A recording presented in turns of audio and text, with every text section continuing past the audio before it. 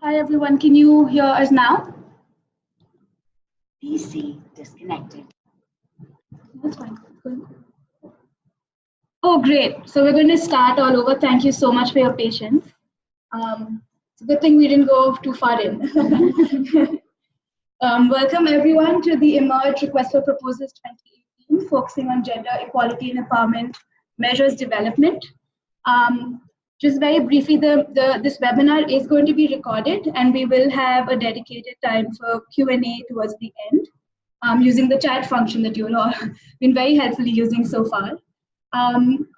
With us today, we have four Emerge team members. We have the PI, Dr. Raj, the Emerge scientist, Dr. Rupa Jose, our financial analyst, Erica Rosette, and I'm Namrita, the Emerge coordinator.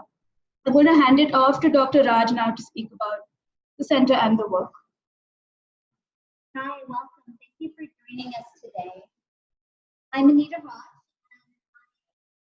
and I'm here to present to you a little bit of background on who we are and why we made the commitment to trying to work on this issue of improving gender equality and empowerment measurements. We are from the Center on Gender Equity and Health. Our center started about 6 years ago, and it focuses on awareness of the means of improving the health of populations globally. We are in the area of doing quantitative and qualitative research, and we do a lot of work in the area of program evaluation and partnering with implementers as well as other researchers and academics in our field. So one of the things that we found as we've undertaken a lot of the work we have is that we struggle with the notion of what constitutes gender equality or empowerment. How do we measure it? And when we see success of our programs in terms of improving gender equality or empowerment, how are we able to document that with measures that are credible and viewed with value by our stakeholders? So why do we focus on measurement as a whole for Emerge? One, we want to see that the funding that is integrated into gender equality and empowerment has strong measurement. Lately, of late, with the launch of SDG 5, we see a lot of programs and opportunities to address the issue of gender equality and empowerment, but do we have shared and agreed upon measures of these? Two, there are a lot of missing measures and indicators based on what we know about SDG 5. There's a limited number of indicators that are measured, not all that are measured or seen across all nations, and there's a huge percent of indicators that are not measured at all.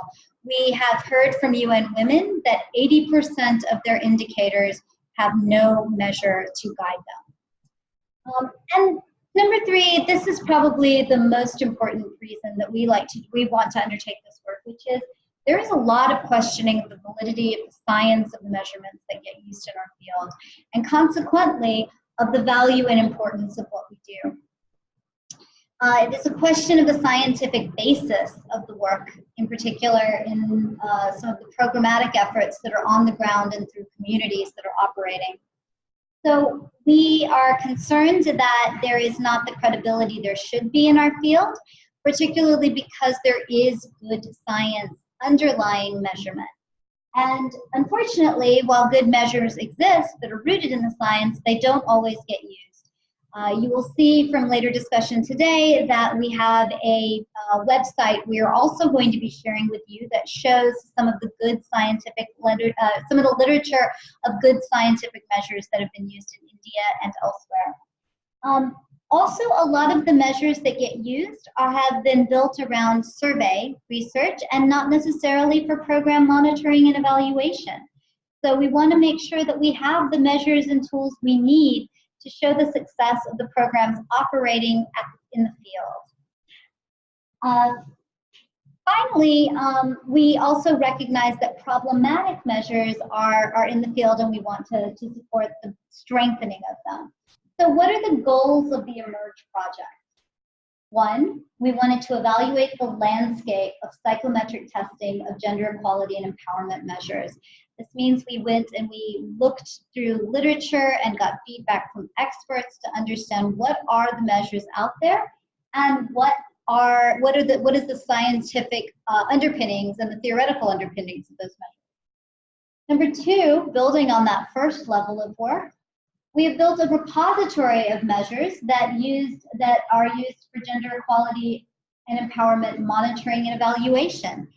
So these will be available through the website, and while we don't believe they're exhaustive because much work is being undertaken as we develop our tool, our website, we hope that people will utilize it and send us their measures that help us achieve these goals.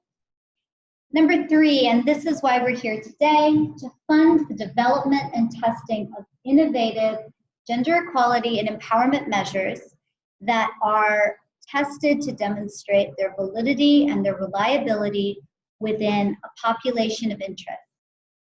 And this is key to what we'll be talking about today in the nature of the RFA we have, and I will be handing off in a moment to my colleague, Dr.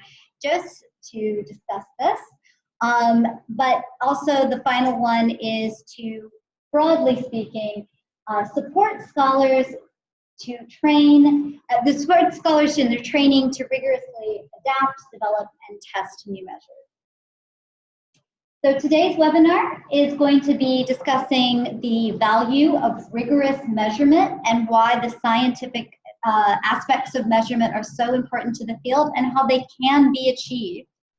Number two, understanding how to use the emerge website so you know what measures are out there in this field, and so how you and your work can offer added value for the field as a whole. And number three, we're going to just discuss in more detail our request for proposals in round two. And in ending in those ways, I will hand off to Jose to go through some of these key elements of rigorous measurement.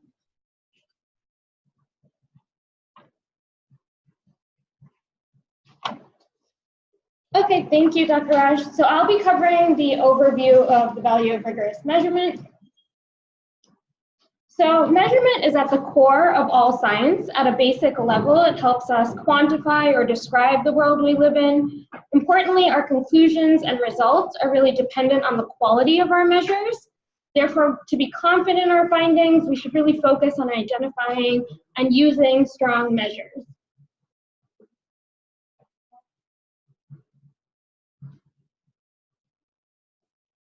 So the development and creation of strong measures or measures with robust psychometric properties requires formative research or preliminary research efforts, as well as psychometric testing. In particular, two aspects of psychometric testing that should be assessed are reliability and validity testing. This needs to be done really on the finalized measure for us to have a good understanding of what the properties of a measure are. And all three aspects, formative research, reliability testing, validity testing, they should all be assessed and documented to provide insight on measurement quality. So acknowledging the importance of formative research, reliability testing, and validity testing, on our site we include the following components in our scoring of existing and established gender equality and empowerment measures.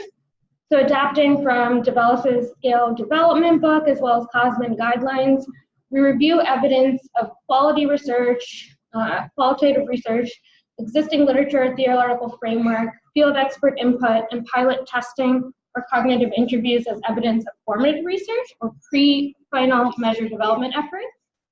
Internal reliability, retest reliability, and inter-rater reliability provide us some evidence of the reliability testing done on the finalized measure. And face validity, content validity, criterion validity, and construct validity provide us evidence of validity testing again on the finalized measure. So on our site, we summarize evidence of psychometric scoring, including this formative research component on given measure pages, and it's labeled under a psychometric score.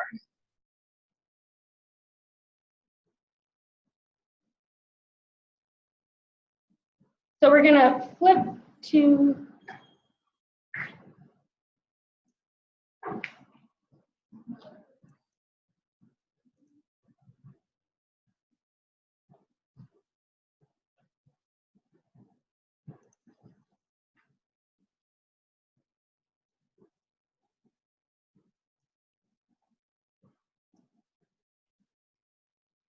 So, sorry, a general overview of our site before I walk through and show you how to view psychometric details of a given measure. I'd like to briefly just generally describe the multi-tiered purpose of the emerge website. So the website is an online resource that can be used for nonprofit, academic, government, programmatic organizations, or persons to identify measures for appropriate use, adapt an existing measure, or develop a new measure, and highlight gaps in measurement research, as well as encourage scientific research to support the innovation of measurement, innovative measures that address like the gaps in gender equality and empowerment science. So we're going to go to the site right now, and it's at emerge.ucsd.edu, and it's publicly accessible, so you can follow along with me if you would like.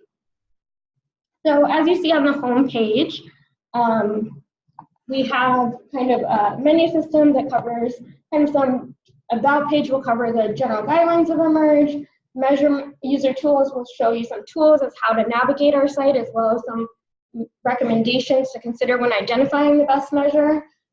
Measurement has an overview of kind of what we are talking about when we're talking about evaluating the science of gender equality and empowerment measures.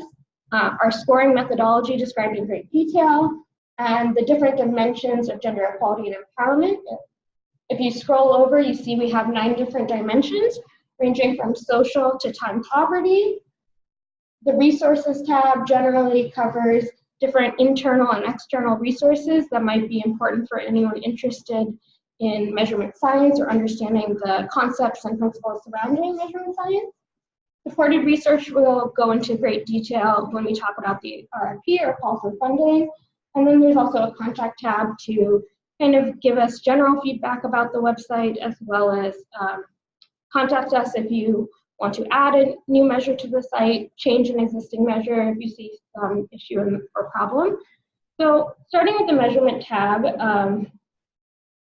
you'll see that we have these 9 different dimensions.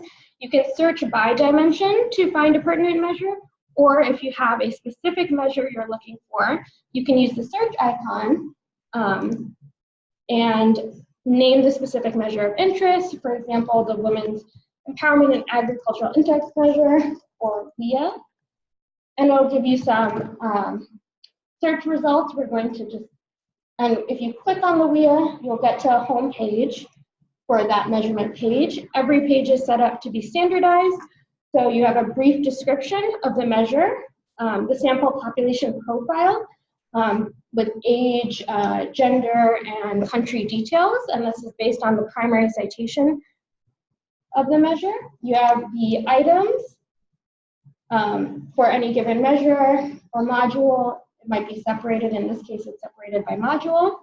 You have the response options for each item, the scoring procedure, and then as you go down to the bottom of the page, it's a very long measure. As you go down, you'll see the scoring procedures of incorporating to get a composite score for the WIA, as well as the primary citation used to address the sample population profile, and is important for our scoring of the citation frequency.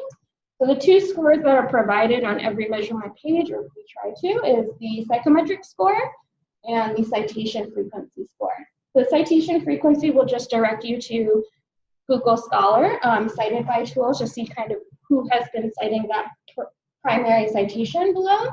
And the psychometric score, which is of keen interest, it'll cover the aspects of formative research, reliability, and validity testing that was covered in the publication. So in this particular paper, we found evidence for qualitative research, existing literature theoretical framework, cognitive interviewing, and or pilot testing. For reliability, there was evidence of internal reliability, and for validity, we had evidence for content or base validity, as well as construct validity, and that resulted in a score of high. And the information regarding what constitutes as a high score, a medium score, low score, even no data in the case where we just don't have enough information to score it accurately, is all under the hyperlink that you see for scoring methodology. So it'll give you a real detailed piece of information for you to evaluate what our score system is based on. The citation frequency also is rated on a similar metric from high, medium, low, or no data. In this case, since we're using Google Scholar cited by tool, no data reflects no known citations for this paper, no known cited by papers. So it's often the case that if you have a new publication in the last year or two, there might be a no data signal because it has yet to kind of hit the field and be cited within other work. So a high citation value like we see here reflects 50 or more cited times that the paper has been cited. A medium score is 20 to 49 times, and a low score is 1 to 19 times. So in this case, we see that the psychometric score and the citation frequency scores are really matched, so they're both high. And this is, though this happens in some cases, there's also quite a bit of heterogeneity between these scores. So an example article that of a measure that might be a little different, if we look at the other, we go to a health landing page. So maybe we wanted to click on the health dimension and just kind of see, you know, kind of a different measure. So this will take us to this landing page. If we click on sexual and reproductive health autonomy, we see the condom use self-efficacy scale. Sorry, not gender, sorry, I meant the gender-based violence, sorry. Yeah. We have the adult coercive sexual environment scale that will lead us to that landing page. And in this case, you see a discrepancy, but if you look a bit closer, you'll notice that this is a relatively new scale. So it's going to take some time for, I think, publication to kind of catch up. So it's not necessarily indicative of not a good quality scale. It just is, you know, as we all know, publications take some time. So, so in addition to the measure pages that we populated, as we noted a bit earlier, one of our missions of emerge is to support innovative research efforts among Indian-based scholars, and that's a recent focus of our RFP. So I'm going to hand it over to team member Namrata Rowe to discuss the call of funding next. Thanks, Rupa. Go back to the slides first.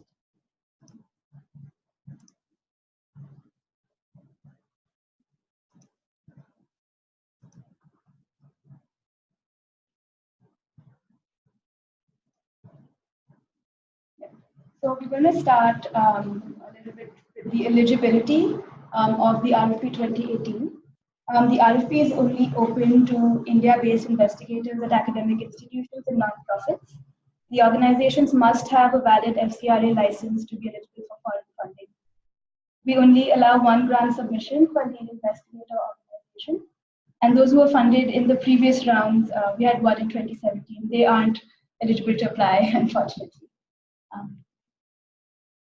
In this round, we highly encourage partnerships between academic or operational researchers with practitioners or implementing agencies. We don't want these measures that would be created to only be used within the research community. We really want, you know, it to be used widely in the field.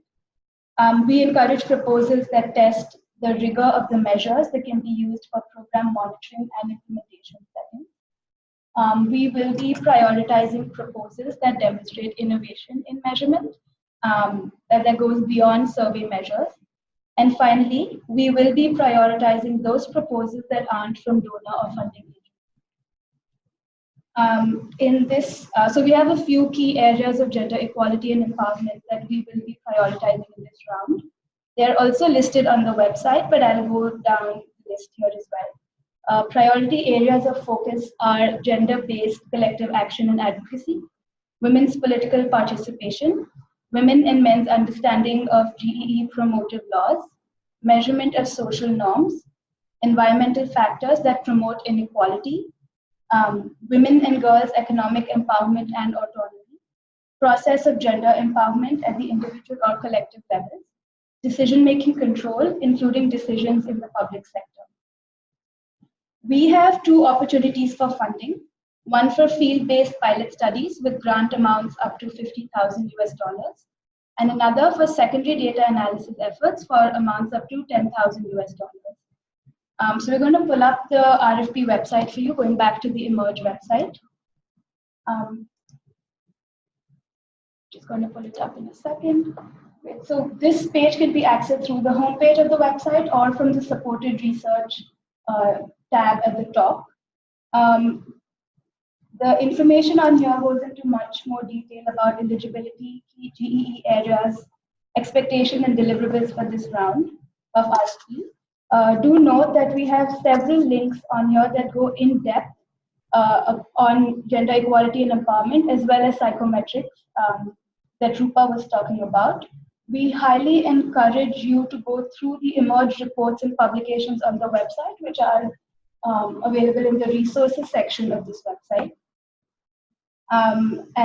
They provide very concrete ways to test the rigor of your measures. So we really encourage that you browse through the publications from emerge as well as other resources available. Just to get all of you familiar with the application, we'll walk through the secondary data analysis grant question. Yeah. If you click on that, we come up here. We would like the PI's full name, institution, and institutional address, as well as the PI's email and phone number. The application requires you to, for the executive summary, the gender equality and empowerment construct, population of focus, planned analyses methods. You'll notice that there's a pop-up box appearing when you hover over each section, and that describes what we're looking for in each section, as well as points out or links you to resources that would help you fill up these specific sections. We also ask you of the researcher capacity to test GEE measure research, as well as demonstrated researcher practitioner collaboration, which is something we're prioritizing in this round. There are very strict word counts for each section, so we would like you to adhere to them.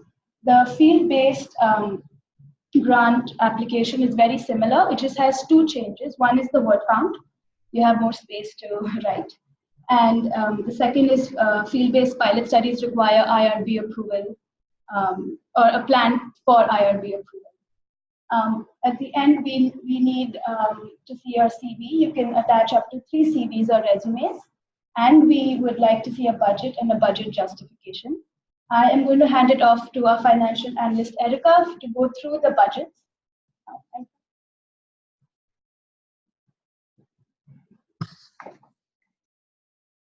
Hi everyone, my name is Erica Rosette, and just to quickly go through the budget portion of this to make it clear as to what is required, I'll go through the template for a second, I'll show you the sample budget, and then I'll speak about budget justification. We just wanted to quickly check that you all can hear. We had someone complain that the audio wasn't very clear. Can you just type in the chat box if you can hear me or not?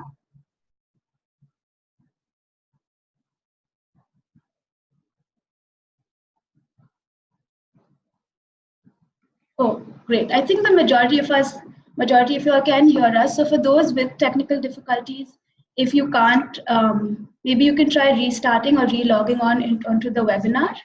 And if at any point you lose us, we will, there's a Q&A at the end, and this is already recorded, so it will be available for later. All right, thank you. Back to you, Erica. Thank you. So if you click on the download template here,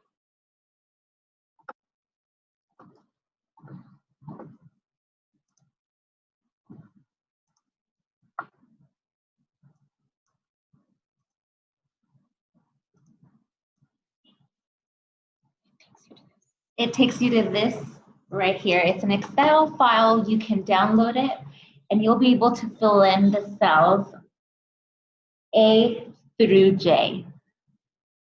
And the other column, the total column, will automatically fill in once you've filled in the left-hand side of everything. So it's sectioned off between your personnel, your consultant costs, your equipment or supply costs, your travel costs, and ultimately any other costs that may be associated to the research you are doing. At the very bottom, you'll see that there's a 15% indirect cost that must be accounted for, and that is automatically in there. Once you put in your costs on the very top sections, it'll auto-populate.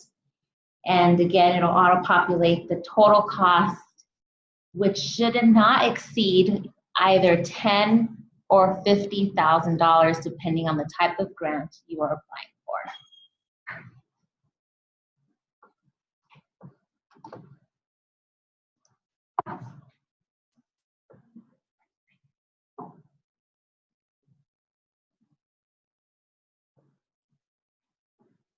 Once you're on the web, this is the website again, you'll be able to click on the sample budget link, and that'll have just a sample budget of what to expect as costs, and I'll walk you through it. And hopefully it'll be very simple to construct the budget portion of this.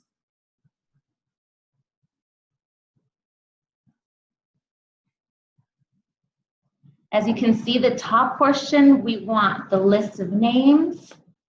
We want the roles or the positions, I suppose the positions of each person on this grant that will be supported on this grant, the role they play within this project, their calendar months, their institute-based salary goes in this column, but the salary requested goes just to the right.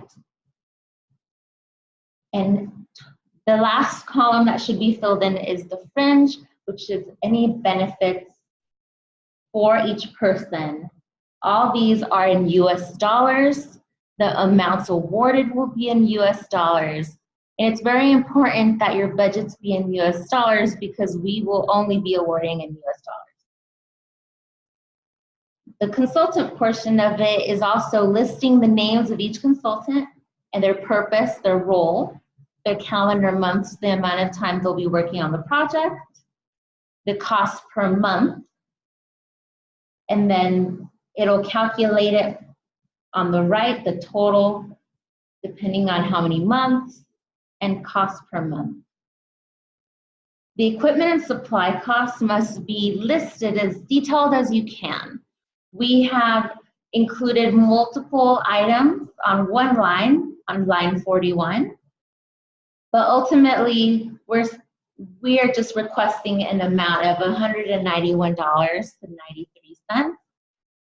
And because they're such small items, we didn't list them entirely, but we can bulk them together, and we expect that that amount of money be spent out for those items. For travel costs, we'd like to know where you would be traveling. The travel cost is an accumulation of your airfare, your transportation, and we would like to know the number of people that will be traveling, the cost per person, and then that will auto-populate the far right, giving us the totals for each of those travel events that you have listed. Lastly, we have the other costs. This can be anything in particular research costs that you require. We ask that you really try and write a small description of what it is, a very tiny description. What the budget is line item costs, not an explanation of costs. And here you see the quantity of what those costs will be, the unit cost for each item. It will auto-populate the right-hand side. As you can tell, the subtotals pop up for each category. The total direct cost is in the orange. Right below that will be your indirect costs, which are auto-populated. The total cost is then auto-populated, taking the top two lines and combining that.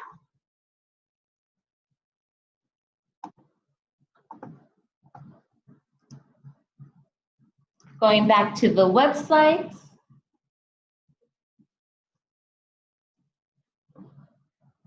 there is one last thing about the budget.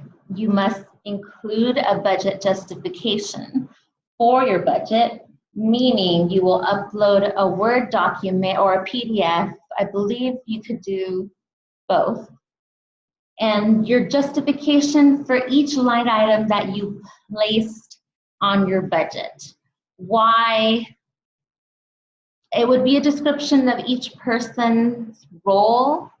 It would be your detailed travel event, meaning the place, how many people, dates, conference name, anything that could justify the costs included on your budget in order for us to evaluate the need for those costs.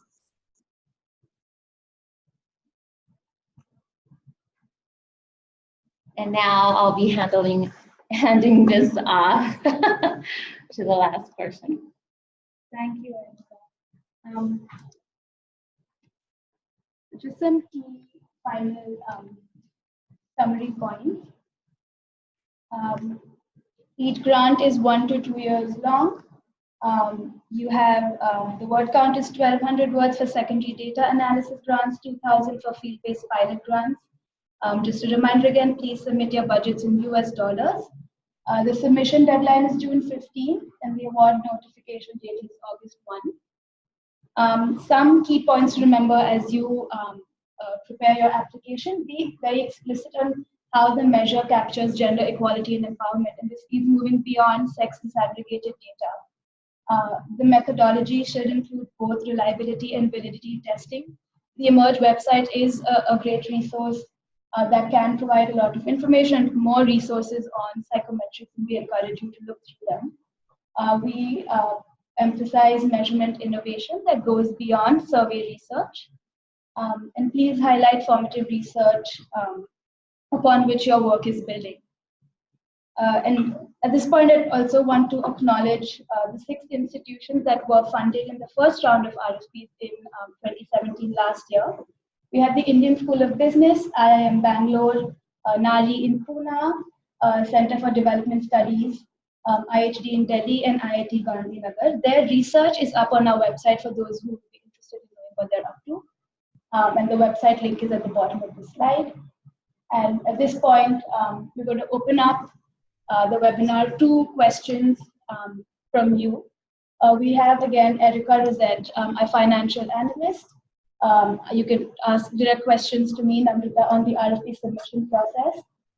Dr. Rupa Jose on psychometry methodology, and the PI, Dr. Raj, general questions about the emerge project. So we already have questions coming, that's great. So Charu asks, I'd love to get some examples that describe your understanding of innovation in measures. So Dr. Raj is going to answer this. Yeah, we're pretty open, but an example that we had a lot of interest in that some other people brought to our attention was something called implicit assessment testing, which is IAT, where they use a computerized program.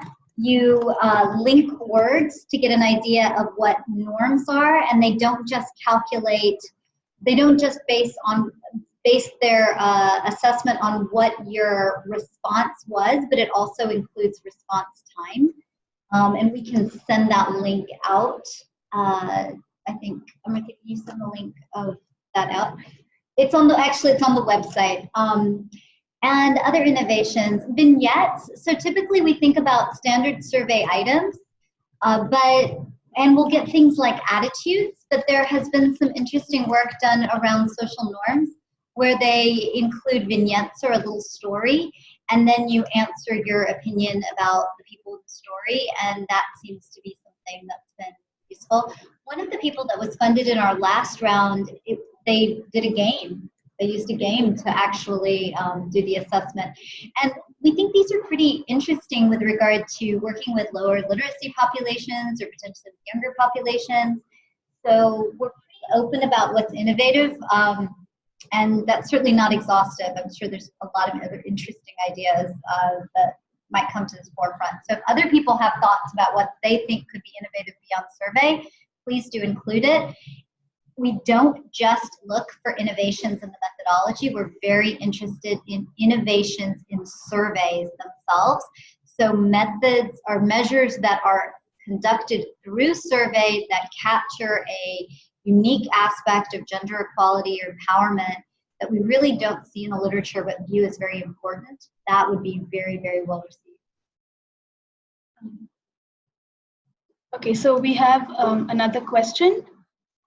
Can formative research be based on secondary data review and analysis, or does it have to only be primary data collection?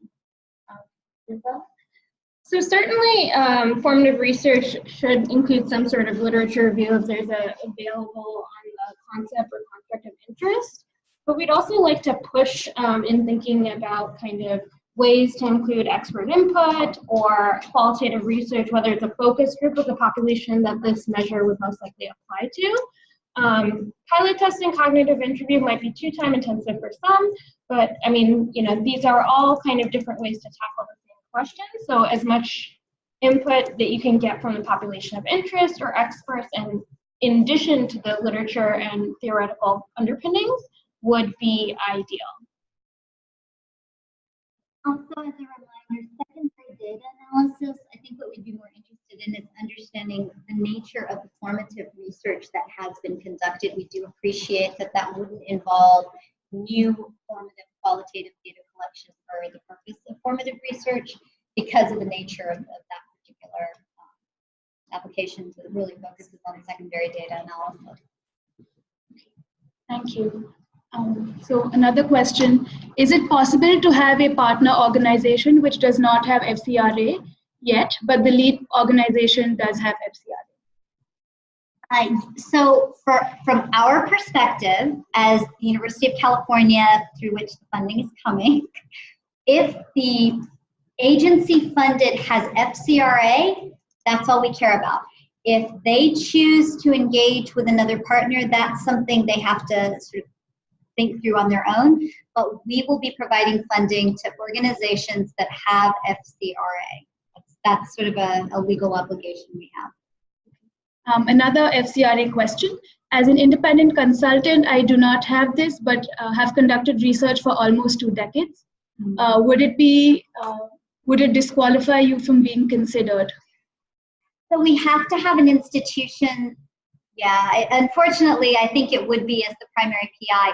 But you know, one of the things we hope could happen from the webinar and just generally from the RFP is that there are wonderful implementing organizations that collect data and have some innovations in their thinking, but don't really have the research experience.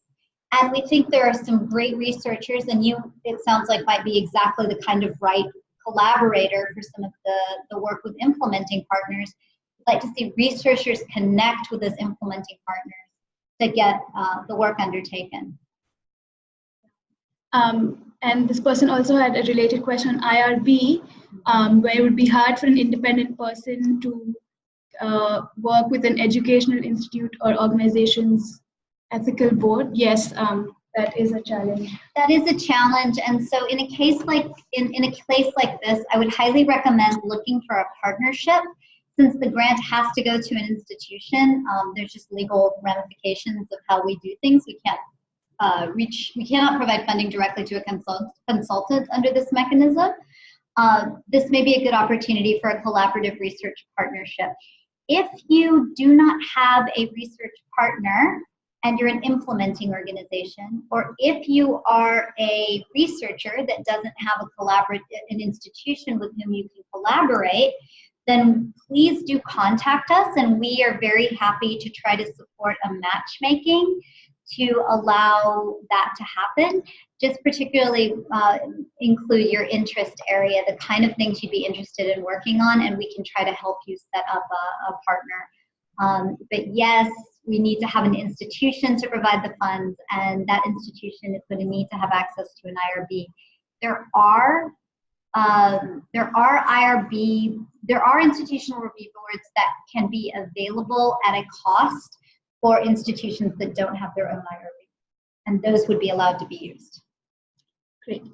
Next question. When you mentioned that the study needs to be completed within 1 or 2 years, does it include also the evaluation component, including analysis and publication? If you can publish within 2 years, we would like to learn from you, because we think we recognize it takes a lot longer. So our assumption is it's 1 to 2 years to have to get the data, analyze it, and write it up at the level that it could be ready for publication. And then what our interest is if you would like us to serve in this capacity, we can serve as an internal reviewer before you submit it for publication, and we're happy to help provide whatever guidance to help you get it published, whether that be recommendations of journals or feedback, just expert feedback, or even recommendations for reviewers. Sorry? Yes, I'm sorry, thank you. Namrata, the coordinator of the study, reminded me that the draft is actually a deliverable for the project, so the draft would have to be done by the end of the fund period. There's the question, would we be interested in adolescent gender perception? Yes. Yes, but as proximal as you can get them. So what aspects of gender, but yes, that sounds very much in our interest area. When Namrata put up the priority areas, so they're going to put up the priority areas in a second. And so these are priority areas, but we are not limited to these areas. If there is something you are working on in the area of gender equality and empowerment, that's innovative, that people really don't have a good measure for, please do consider submitting. We are very open to different ideas. Great. Next question. Would new organizations working on issues of gender have a chance to apply? I certainly would love to see those applications. Our limitations are really those of the Indian government with regard to FCRA. So with FCRA, we have that limitation, but we would be very open and interested in seeing new organizations, new investigators come to the table with great applications. All right, next question. The RFP mentioned a research paper as a deliverable, that's right. Can you tell us a little more about that? Yes, so we would like to see a deliverable research paper in the format of something that can be submitted for peer review publication. So this is a key aspect of what we want to see improved upon for the field, is that there is wonderful work that's being done in the measurement of gender equality and empowerment. And we know the implementing agencies are often really at the forefront of thinking about that work, but we often don't see it transferred into peer-reviewed publication for the larger field to increase the recognition of the scientific validity of that measure. So that's really the goal, and we'd like the deliverable to be in the format of a peer-reviewed publication, introduction, methods, results, conclusion. What would be the technical support provided by the emerge team? That's a very, very good question. I'm going to make sure Namrata gets to add some into this, but we try to be very supportive without being overbearing in the process. So we're here to provide guidance and technical support on the research methods that we would like to see demonstrate validity and reliability, and Dr. Jess has been outlining that in a lot of detail, and we're here to help support you to do that and to provide you, actually our emerge website has some resources and recommended readings, but we're also happy to be available as a sounding board. We do offer internal review when we do the proposals. We actually are available to speak with you about ways to refine the concept scientifically should you be funded. And I think generally that's kind of, it's pretty general and broad. But, Namrata, any additional? Yeah, so last year with the first round of grantees, we also offered multiple check-in calls and meetings during the grant process, or it's currently going on. And I think those were very helpful to get a sense for both us and the grantees on our expectations, pace of the work, deliverables, and just managing expectation, helping as needed. All right. Any tips on where we can find implementing organizations? Oh, that's a great question. So please feel free to reach out to us with your concept, and we can try to help you. Actually, I don't know that there's a website. I mean, there's so many wonderful organizations in India that it would be hard for me to even know of a single website. But if you contact us, probably the best thing to do is to contact us. Also, on behalf, like for implementing agencies, please ask us the same, because there may be a researcher that's interested in partnering with you. So do let us know and we'll connect you.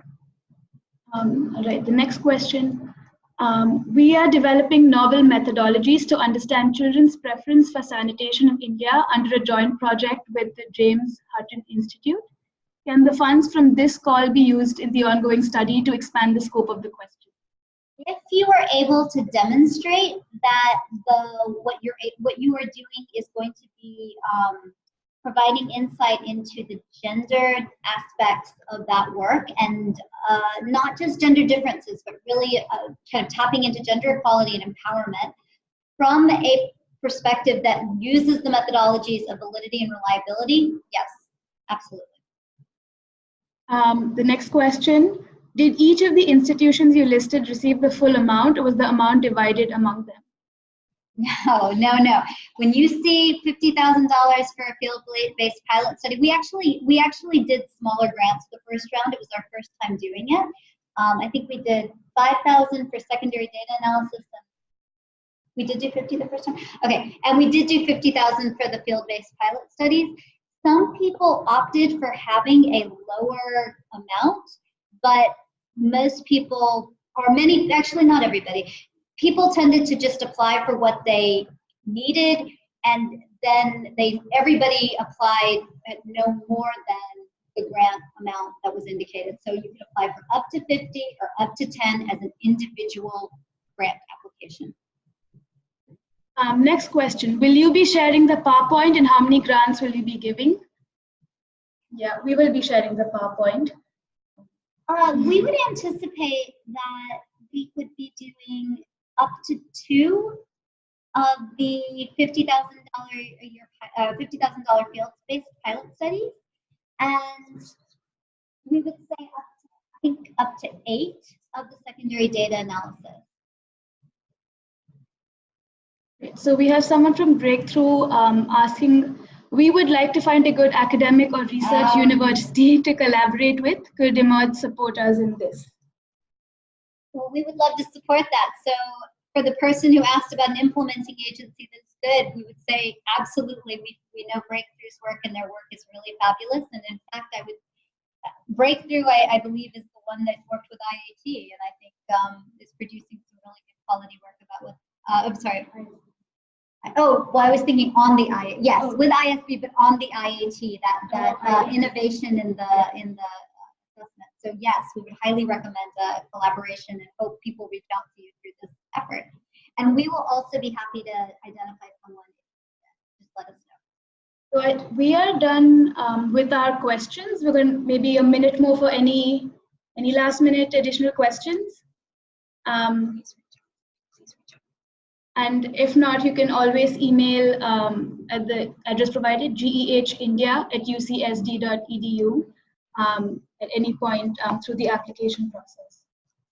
And I also would, the website is relatively new. If you have time to go through it and you have any thoughts or recommendations, we would welcome hearing from you on that as well. Our goal is to really produce a website that is useful to all of you in the field working on these kinds of issues. And then our hope with the RFP is that the measures you create go on the website. Great, thank you everyone for participating. Yeah, and we hope to see your applications soon. Thank you. Thank you. Bye. Oh, thank you. Oh.